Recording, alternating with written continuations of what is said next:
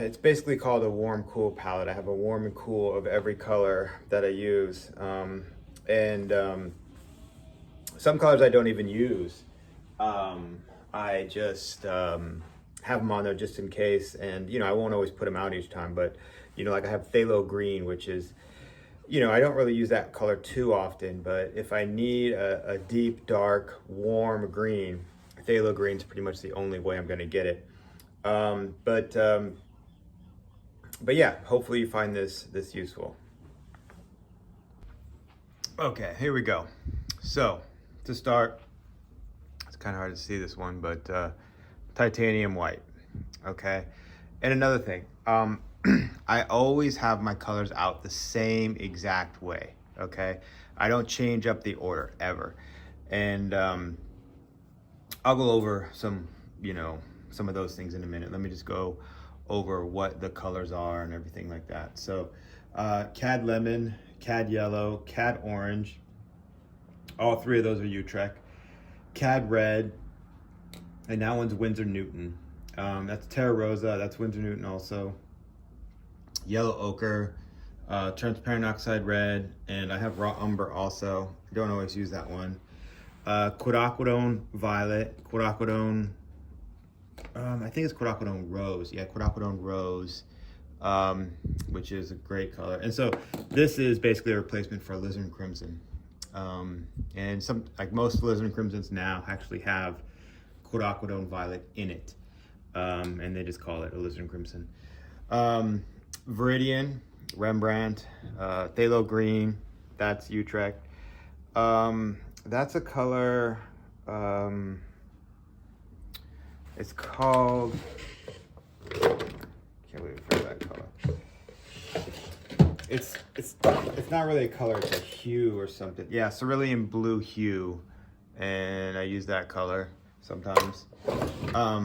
Cobalt blue, and I buy that in a can from RGH, big can, and tube it myself. Ultramarine blue deep, Rembrandt, and like this right here is just, I mixed up some blue with white, and same thing here. This is just a little bit more, it's blue with white with a little bit of red, but that's it. And so let me go into a little bit more detail about setting up the palette and everything. So this is just a piece of glass, and I have a little MDF panel underneath it, and then I cut these little panels on the side so I don't hit it with my shirt or get my pants in the paint, because this is right about waist level. This is about waist level. It's a cart on wheels. Let's see if I can give you I don't know, it's not a great picture, but I made this palette so it could flip up and down. There's a little you can kind of see the piano hinge right here, but I took it off so I can just slide it around because I don't really tilt it up and down like that anymore. I thought I was going to do that more because of glare problems, but it's not really a problem.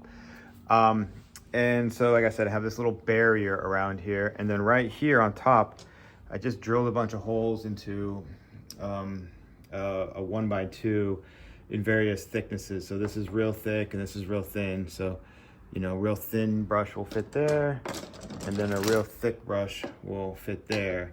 And basically that just keeps my brushes from getting paint on each other, because I have a big pile of brushes over here that will get paint all over the place if I don't keep them separate. And then I just screwed it in from the back to the little rail that I made. And this is Gamsol mineral spirits, and this is linseed oil.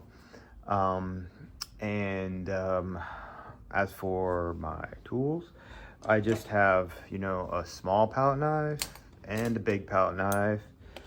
This is called a, I forgot what it's called, a glass scraper or whatever. You can get it at Home Depot. I also have a really big palette knife. I try not to have anything on my palette that I'm not going to use. Got the old tube ringer. That's pretty much it. Oh, I know one other thing. I've used this palette for like this exact one in terms of physical palette for, I don't know, 20 years, maybe a long time. I don't know how long, but so after a while, you know, the paint dries in the spots where you put it, and it just is like a dried paint stamp. And so that's what's happened. But even if I didn't have that, I would want the paint in the same spot every time, so I don't have to think about looking for a specific color. I just go to it. It's just automatic. You know, I'm just gonna mix it automatically and put it on there. And I really don't use, you know, the mineral spirits too much. I also had that can for like 20 years, maybe more. I use it at the beginning for thin washes, keying the canvas, and that's about it. I don't use any solvents except for the mineral spirits or any mediums or anything like that. It's pretty straight ahead. All the oil paints that you get, they come with oil in them. You know, there's a little bit of a vehicle. This one's linseed oil, some are safflower oil, some are, what's this one have in it? This one has linseed oil and safflower oil, right? So they have oil in them. You don't really need to thin them any more than they're already, you know, thinned with the oil paint that it comes with.